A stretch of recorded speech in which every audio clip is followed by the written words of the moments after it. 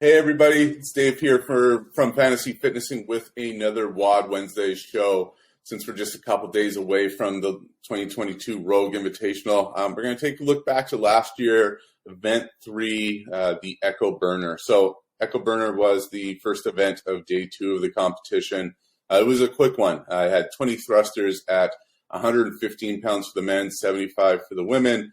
Switched to 40 cals, 30 and 32 cals on the Echo bike, and then a second set of 20 thrusters there at 115.75. So took a bit of the breakdown between the two sets of heats that we had for this event.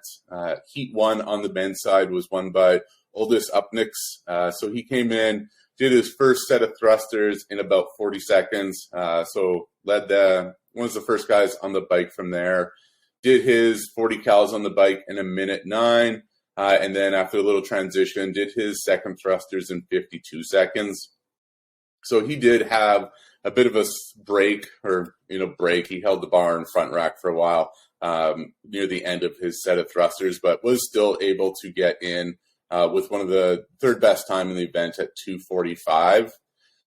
With the event winner, Jayson Hopper, he came from the second heat there, which was much quicker overall with the group. So saw his first set of thrusters come off in about 41 seconds. So right on par with Upnix.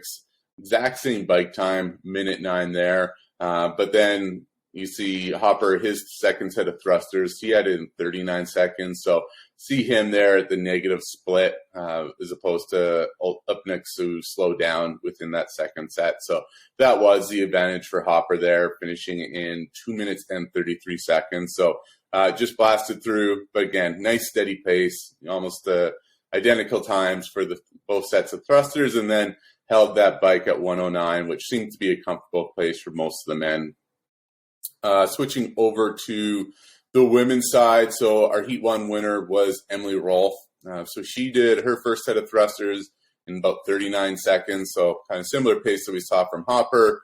Had a slower bike at 1:32, and then after a quick transition, was tough to say exactly when she got on the thrusters since the camera had focused on David's daughter, but who was first off the bike. But Rolfe came behind on the second set of thrusters, doing them in about 41 seconds. So again, similar pacing from the front half of thrusters versus the second half to finish there at a total time of 2:59. She ended up beating David's daughter, what seemed to be a foot race over the finish line by less than a second there. So super tight race between the two. And then overall winner, we had Amanda Barnhart in the second heat. So she did her first set of thrusters in 37 seconds, which was faster than any of the three previous heat times I've talked about. Did the bike in 1:27, give or take, with some transition time. And then, all gas on the second set of thrusters in 33 seconds. So by far the fastest set of thrusters that anybody did within the competition. And then overall leaderboard for the event, faster negative on the men's side. So Jayson Hopper, he came in at a total time of 2:33. Justin Medeiros was second in 2:36. Oldest Upnix, 2:45. Jeffrey Adler, 2:45. And Patrick Bellner in 2:46. So again, the top CrossFitters were at the top of this one, since this was pretty much the most stereotypical pure CrossFit event that we did see at last year's Rogue. I think it was the only one that didn't have a strongman component of some sort there, but it was great to see those guys compete for the top of the podium. I guess all three podium finishers were there.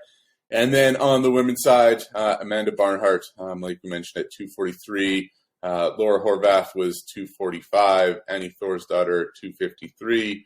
Emily Rolfe, the Heat 1 winner, at 2:59, and Katrin David's daughter was right behind her at 3 minutes. So again, there was definitely a lot of separation between Barnhart and Horvath as they came ripping over the finish line there. So interesting to see. And then just to kind of compare things to this past center with the sending it on the Echo bike, and Tim Paulson, full send, printed some shirts. Tim Paulson did his 29 cals, or final 29 cals in the Echo Press event, or 30 cals in 29 seconds. So obviously a bit slower on the Echo Burner event where those guys were doing 40 cals in about 69 seconds. So slower pace, but obviously they had to, get back and do some thrusters. So they needed something left in those legs.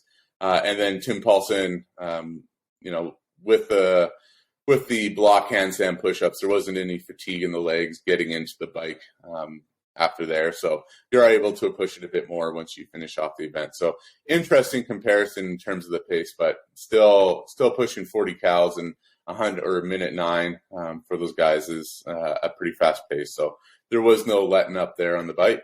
So with that, Rogue Invitational coming this weekend. Hope you are able to catch it. We're super excited since it is going to be some CrossFit action or some elite CrossFit action that we haven't seen from the games. And it is going to be competition over 4 days, although it sounds like the Thursday is going to be a Trail 1-esque event. So probably not any coverage for us, but we'll still be looking at the leaderboard.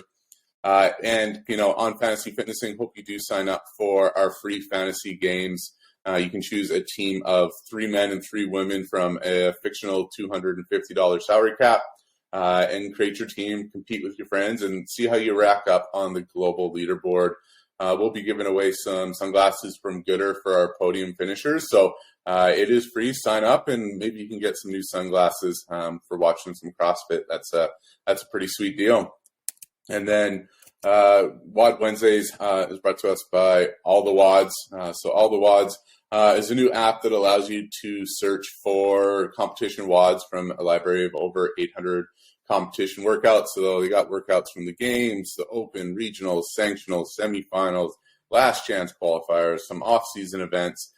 They got it. You're able to search by competition or, scheme, whether it's a couplet or a triplet or a chipper. So you can break down, look for a WOD to spice up your training.